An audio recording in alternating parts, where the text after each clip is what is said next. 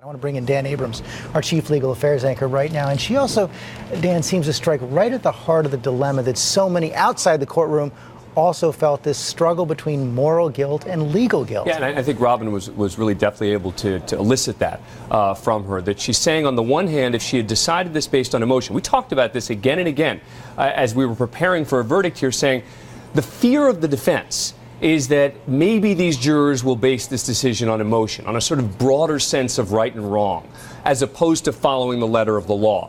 And it sounds like that's the exact debate that Maddie had in her head, which was, on the one hand, she felt that there was moral culpability on the part of George Zimmerman.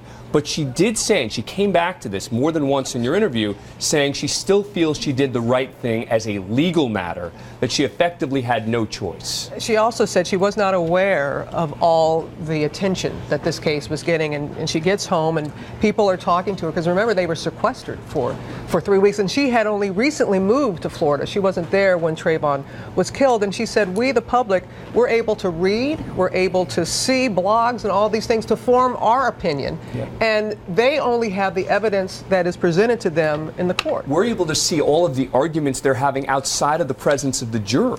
So I think that Maddie came out of this bubble, as did all the jurors, right? They're intentionally sequestered. What does that mean? It means that they are prevented from seeing anything that is going on about this case apart from what they're seeing inside that courtroom. They come out of this bubble and suddenly they say, oh my goodness, look at all these other things that we didn't hear, and look at all the attention, et cetera. And look, you have to wonder how someone like her goes back and friends and family say to her, some of them I'm certain said, you know, come on, how could you have come to this verdict? And I think that in a way this was her way of explaining the thought process, which I thought was very interesting about how she went about coming to this verdict. It's very helpful to hear that. Thank you, Dan. Yeah.